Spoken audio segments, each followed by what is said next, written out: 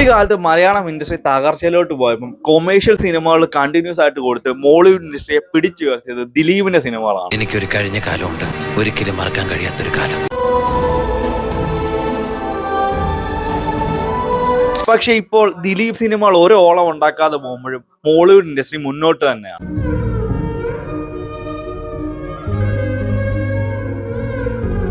ആയിരത്തി 1992 എന്നോട് ഇഷ്ടം കൂടാമോ എന്ന സിനിമ മുതൽ ഇപ്പോൾ ബബ്ബബ്ബ വരെ ഏകദേശം 151 സിനിമകൾ. അങ്ങനെയുള്ള ദിലീപിന്റെ ഫിലിം കരിയറിന്റെ ഒരു കംപ്ലീറ്റ് ആയ ഡീറ്റെയിൽഡ് അനാലിസിസ് ആണ് ഇന്ന് ഈ വീഡിയോയിലാണ് നമ്മൾ സംസാരിക്കാൻ പോകുന്നത്. അതായിരുന്നു ഞാൻ കാത്തിരുന്ന കംബാക്ക് മൊമെന്റ്. വീഡിയോയിലേക്ക് കടക്കുന്നതിന് മുമ്പായി നിങ്ങൾക്ക് ഏറ്റവും ഇഷ്ടപ്പെട്ട ദിലീപ് സിനിമ ഏതാണെന്ന് കൂടി ജസ്റ്റ് ഒന്ന് കമന്റ് ഇട്ടേക്കണേ.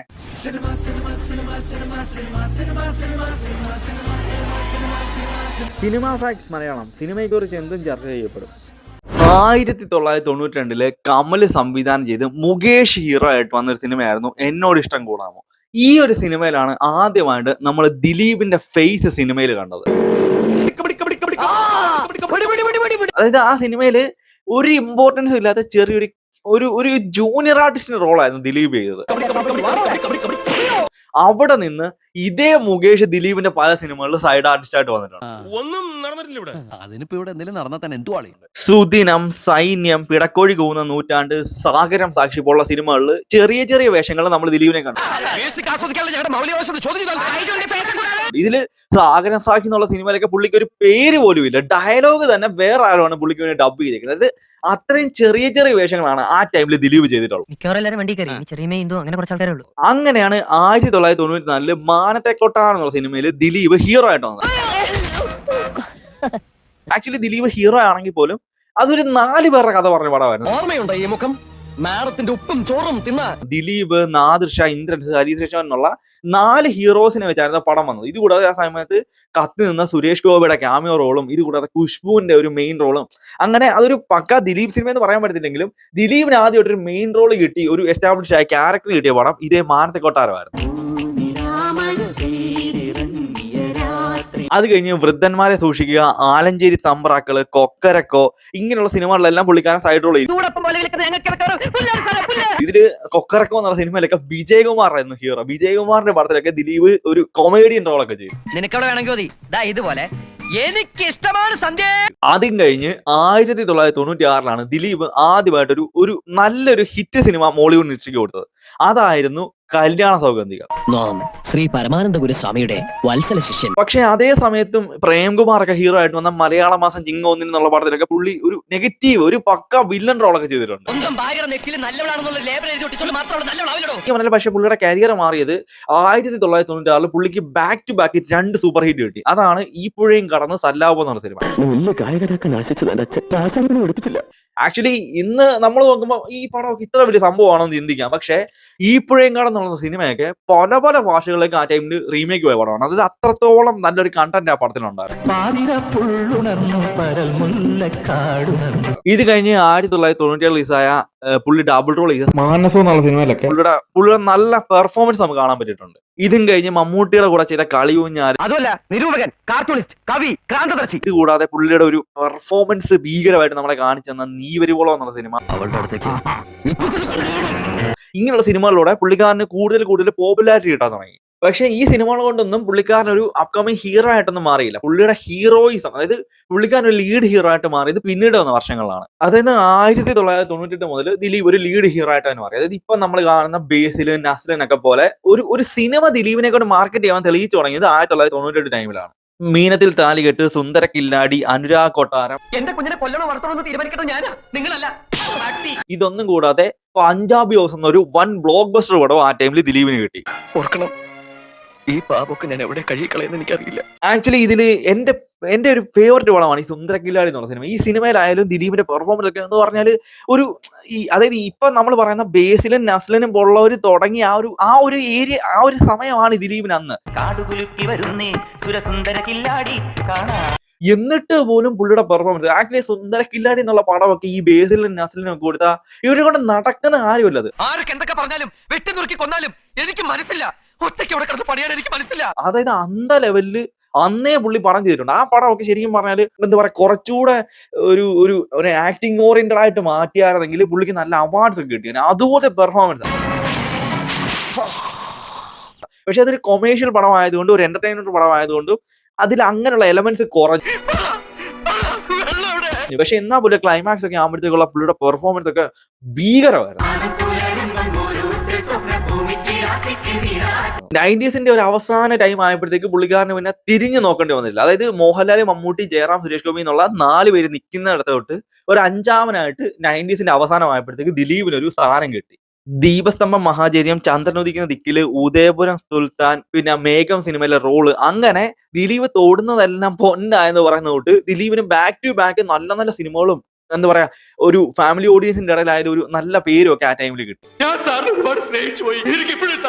പക്ഷേ ആ ഒരു ടൈമിൽ അതായത് എന്താ പറയാ ഒരു ജനപ്രിയനായിട്ട് മാറുന്ന ടൈമിൽ പുള്ളി ഇപ്പൊ ഹീറോ റോൾ ചെയ്താൽ മാത്രമേ ചെയ്യൂ എന്നുള്ള വാശിയൊന്നും പുള്ളിക്കില്ലായിരുന്നു. ഡാർലിംഗ്, തെങ്കാശി പട്ടണം, ദോസ്ത്, രാക്ഷസ രാജാവ്, മേഘം ഇതുപോലുള്ള സിനിമകളിലെല്ലാം പുള്ളിക്കാരൻ ഒരു സൈഡ് റോൾ ഒക്കെ ചെയ്തിട്ടുണ്ട്. ഇതിൽ തന്നെ ഇഷ്ടം എന്നൊക്കെയുള്ള സിനിമയിൽ നെടുമുടി വേണുവാണ് മെയിൻ റോൾ ചെയ്യുന്നത്. അതില് ഒരു ആക്ച്വലി സത്യമായിട്ടും അതിൽ സെക്കൻഡ് ഹീറോ പോലാണ് എനിക്ക് പലപ്പോഴും ദിലീപിനെ തോന്നാറുള്ളത്. അല്ലെങ്കിൽ ഇത്രയും വർഷത്തിനിടയ്ക്ക് ഒരിക്കലെങ്കിലും ടീച്ചറിന്റെ അച്ഛനെ ശപിച്ചിരിക്കണം.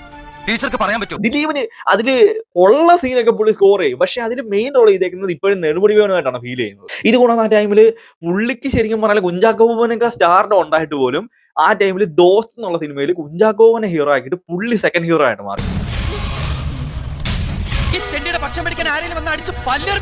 ഡാർലിംഗില് വില്ലൻ റോൾ ചെയ്തു. സ്നേഹത്തിന് വേണ്ടി മരിക്കാൻ പോലും തയ്യാറായി നിങ്ങളുടെ മുന്നിൽ എന്റെ സ്നേഹത്തിന് ഒരു വിലയില്ല. അതായത് പുള്ളിക്ക് ഒരിക്കലും ഒരു ഈഗോ ഇല്ലായിരുന്നു. എനിക്ക് ഇന്ന മെയിൻ റോൾ കിട്ടണം, എനിക്ക് വലിയതാകണം, ആ ഒരു ഈഗോ ഇല്ലാത്തൊരു മനുഷ്യനായിരുന്നു ആ ടൈമിൽ ദിലീപ്.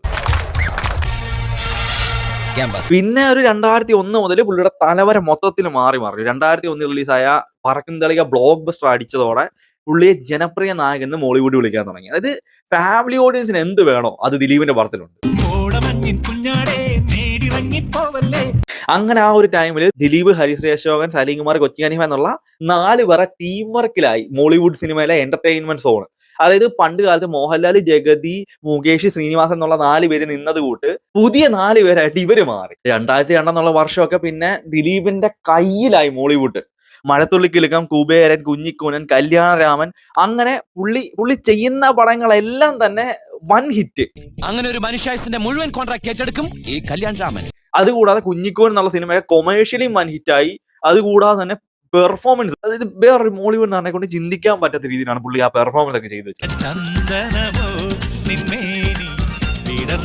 മീശമാധവൻ സിനിമയുടെ ഒരു വൻ വിജയ കാരണം പുള്ളി ഒരു സൂപ്പർ സ്റ്റാർഡം ലെവലിലോട്ട് അങ്ങ് പോയി. ഈ ഭൂമിയിലുള്ള മറ്റൊന്നിനു വേണ്ടിയും മാധവൻ നിന്നെ ഉപേക്ഷിക്കാൻ തയ്യാറല്ല എന്ന് പറഞ്ഞാൽ കരിയർ മൊത്തത്തിൽ മാറി. 2001 വരെ ഒരു അപ്കമിങ് ഹീറോ അല്ലെങ്കിൽ ഒരു എന്താ പറയുക ഫാമിലി ഓഡിയൻസിന്റെ ഇടയിലുള്ള ഹീറോ എന്നുള്ള ഇമേജ് മാറി. പുള്ളി സൂപ്പർ സ്റ്റാർ ആയി മാറി ഒരു 2002 ടൈം ആയപ്പോഴത്തേക്ക്.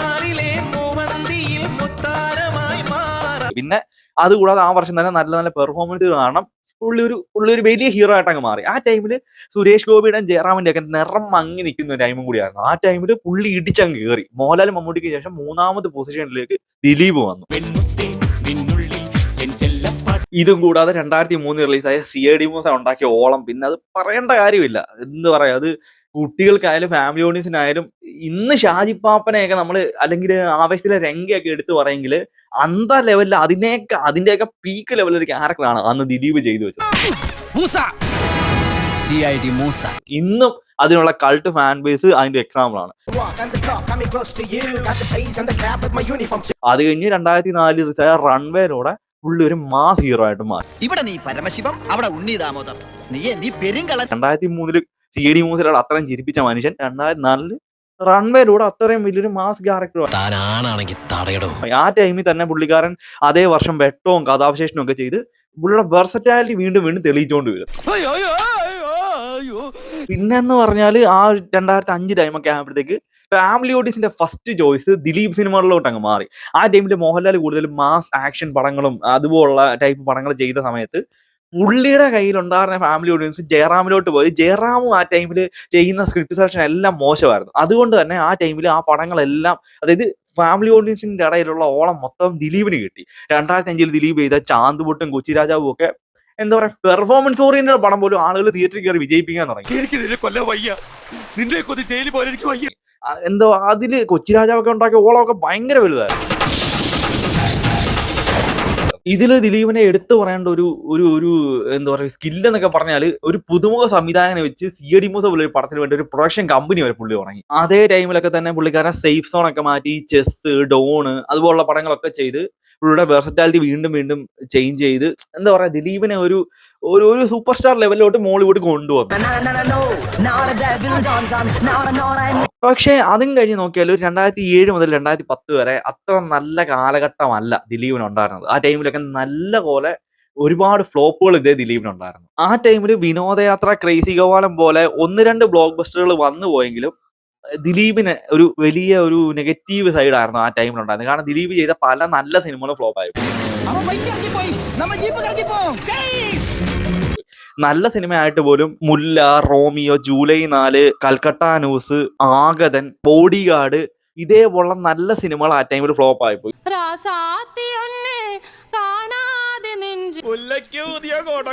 ഇതില് കൽക്കട്ട ന്യൂസ് ഒക്കെ കൾട്ട് സാധനമാണ്. പുറം ലോകം അറിയാത്ത ഒരു വലിയ സെക്സ് റാക്കറ്റിന്റെ പിടിയിലാണ് ഞങ്ങൾ. മുല്ലയൊക്കെ മോളിവുഡിന്റെ വടച്ചെന്നൈ ലെവൽ സാധനമാണ്. ആഗതൻ എന്നൊക്കെ പറഞ്ഞാല് ഇന്ന് ഇറങ്ങിയാൽ പോലും വൻ ബ്ലോക്ക് ബസ്റ്റർ ആയി പോകും. അമ്മാതിരി ഐറ്റം. നഷ്ടപ്പെടാനും നേടാനും ഒന്നുമില്ലാത്തവനെ ഞാൻ. കുട്ടിക്കാലത്ത് ഞാൻ കരഞ്ഞു തീർത്ത കണ്ണീര് ആരും കണ്ടിട്ടില്ല. അതുപോലെ ജൂലൈ 4. പക്ഷെ ആക്ച്വലി ഈ ജൂലൈ 4 സിനിമയ്ക്ക് എനിക്ക് അന്ന് ഇഷ്ടമല്ല. ശരിക്കും പറയാം അന്നത്തെ ഓഡിയൻസിനെ ഞാൻ കുറ്റം പറയത്തില്ല. കാരണം ഒരു ദിലീപിന്റെ പടത്തിൽ നിന്ന് നമ്മൾ പ്രതീക്ഷിക്കുന്ന ഒന്നും ജൂലൈ 4 അതൊക്കെ ഇന്നൊരു പൃഥ്വിരാജോ അല്ലെങ്കിൽ അതുപോലൊരാൾ ചെയ്യേണ്ട പടമായിരുന്നു. കൂടെ കിടത്താൻ ഒരുത്തി കിട്ടിയപ്പോ നീ മറന്നു പഴയ കൂട്ടുകാരെയൊക്കെ അല്ലടാ. അതും ഈ ആഗതനോ. പക്ഷെ അത് പുള്ളി ഏറ്റെടുത്ത് ചെയ്ത് പുള്ളിയുടെ പെർഫോമൻസിനെ ഒരു കുറ്റവും പറയാനില്ല. പക്ഷെ നമ്മൾ ദിലീപിൽ നിന്ന് പ്രതീക്ഷിക്കുന്ന ഒന്നും ആ ടൈമിൽ കിട്ടിയില്ല. അതാണ് പടമൊക്കെ അന്ന് ഫ്ലോപ്പ് ആകാൻ കാര്യം. ഇതേ ടൈമിലാണ് പുള്ളിക്കാരൻ ഈ എന്താ പറയാ 2020 എന്നുള്ള സിനിമയൊക്കെ പ്രൊഡ്യൂസ് ചെയ്ത് ഭയങ്കര ഒരു ഒരു ഒരു ഇമേജ്, അതായത് ആ ടൈമിൽ ആരും പ്രൊഡ്യൂസ് ചെയ്യാൻ ഇല്ലാതിരുന്ന സമയത്ത് ദിലീപ് അങ്ങോട്ട് കയറി പറയാൻ 2020 പ്രൊഡ്യൂസ് ചെയ്യാൻ. എന്താ ഇത് കൊച്ചു കുട്ടികളെ പോലെ ഞാൻ 2 ദിവസം കഴിയുമ്പോൾ വരില്ല. അങ്ങനെ ആ ടൈമില് പുള്ളിയുടെ കരിയർ ഒന്ന് ഡൗൺ ആയി പോവോ എന്നൊക്കെ ഒരു ഇതുണ്ടായിരുന്നു. കാരണം ഈ മുല്ല, ബോഡിഗാർഡ്, ആഗതം പോലുള്ള സിനിമകൾ ഫ്ലോപ്പ് ആയ ടൈമിലത്തെ കാര്യം ഞാൻ പറഞ്ഞത്. ആ ടൈമിൽ പുള്ളിയുടെ കരിയർ ഡൗൺ ആയി ഇങ്ങനെ പോവോ എന്നൊരു പേടി പുള്ളിക്കാനുണ്ടായിരുന്നു തോന്നുന്നു. ആ ടൈമില് 100ാമത്തെ സിനിമയായിട്ട് ഭീകര ഹൈപ്പിലായിരുന്നു കാര്യസ്ഥം വന്നത്. ഞാൻ ഇപ്പോഴും ഓർക്കുന്നു, എവിടെ തിരിഞ്ഞാലും കാര്യസ്ഥന്റെ പോസ്റ്റർ, പ്രൊമോഷൻ, TV-യിലായാലും ഭയങ്കര ഇന്നും എന്റെ ഒരു ഭയങ്കര ഫേവറേറ്റ് പടങ്ങളൊന്നാണ് കാര്യസ്ഥൻ. അതിലുള്ള ദിലീപിന്റെ സുരാജിന്റെ കോമ്പിനേഷനൊക്കെ ഭയങ്കര കിടുവാണ്. എന്തായാലും അന്ന് അത്രയും ഓളം ഉണ്ടാക്കിയ കാര്യസ്ഥൻ അന്ന് ഭയങ്കര ഹിറ്റായി. ദിലീപിന് 100ാമത്തെ സിനിമ എന്നുള്ള വൻ ഹൈപ്പിൽ വന്ന പടം വൻ ഹിറ്റായിട്ട് മാറി. അത് കഴിഞ്ഞ് പിന്നെ 2 മൾട്ടി സ്റ്റാർ സിനിമകൾ, ചൈന ടൗണും ക്രിസ്ത്യൻ ബ്രദേഴ്സും, ഈ 2 സിനിമകളിലുള്ള ദിലീപിന്റെ പെർഫോമൻസ് ആയാലും അവരുടെ കൂടെ ഒക്കെ നിന്നതുകൊണ്ട് പടത്തിന് നല്ല ഓളം ഉണ്ടാക്കാൻ സാധിച്ചു. അത് കഴിഞ്ഞ് പിന്നീട് മായാമോഹിനി, അത് ഭീകര ഹൈപ്പ്. മായാമോഹിനിയുടെ ഹൈപ്പൊക്കെ ആക്ച്വലി ഇന്ന് പറഞ്ഞാൽ നിങ്ങൾ വിശ്വസിക്കത്തില്ല, അന്ത ലെവൽ ഹൈപ്പായിരുന്നു അന്ന് മായാമോഹിനിക്ക് ഉണ്ടായിരുന്നു. അത് ദിലീപ് പെൺവേഷം കെട്ടുന്നു. ഓൾറെഡി ദിലീപിന്റെ ഈ വെർസറ്റാലിറ്റി നമുക്കറിയാം. പുള്ളി പല വേഷങ്ങൾ കെട്ടുന്നതും പല വേഷത്തിൽ വന്ന് നമ്മളെ ഞെട്ടിക്കുന്നതല്ല. പക്ഷെ മായാമോഹിനി എന്ന് പറയുമ്പം ഒരു പെൺവേഷത്തിലോട്ട് ദിലീപ് വരുമ്പോൾ എങ്ങനെ പ്രേക്ഷകർ ഉൾക്കൊള്ളു എന്നുള്ളതൊക്കെ ഭയങ്കര ആശങ്ക ഉണ്ടാകുന്ന കാര്യമായിരുന്നു. ആ ടൈമിൽ ഓർഡിനറി എന്നുള്ള സിനിമയുടെ സ്ക്രിപ്റ്റ് ഒക്കെ പുള്ളിക്ക് ഇട്ടിട്ട് അത് റിജക്ട് ചെയ്തിട്ട് പുള്ളി ചെയ്ത പടമായിരുന്നു ഇതേ മായാമോഹിനി. ആഗ്രഹിച്ചു പോയി, മറ്റേ എനിക്ക് ഇഷ്ടമല്ല. അന്നത്തെ വൻ ബഡ്ജറ്റും അതുകൂടാതെ എന്താ പറയാ ഒരു സെന്ററിൽ 3 കോടി ഗ്രോസ് എങ്ങാണ്ട് അങ്ങനത്തെ റെക്കോർഡ് വരെ സമയത്തുണ്ടായിരുന്നു. ആദ്യത്തെ ഫസ്റ്റ് നൈറ്റാ ഏട്ടന്റെയോ? ആ ടൈമിൽ 2020 ഇൻഡസ്ട്രീറ്റോ മറ്റോ ആയിരുന്നു ഈ മായാമോഹിനി എന്നുള്ള സിനിമ പോലും. അതായത് ഒരു പന്ന പടം വെച്ചിട്ട് അയാൾക്ക് അന്ന് ഓളം ഉണ്ടാക്കാൻ പറ്റി. ക്യൂ നിന്ന് പുലിമുരൻ ഉണ്ടാക്കിയ ടൈപ്പ് പോലത്തെ ഒരു ഓളമൊക്കെ അന്ന് ദിലീപ് ക്രിയേറ്റ് ചെയ്തു. അത് കഴിഞ്ഞ് മൈ ബോസ് എന്നുള്ള സിനിമയിലോട്ടൊക്കെ വന്നാല് എനിക്ക് ബേസിൽ അറിയോന്ന് അറിയത്തില്ല, അത് ദിലീപിന് ചേരുന്ന റോളാണ്.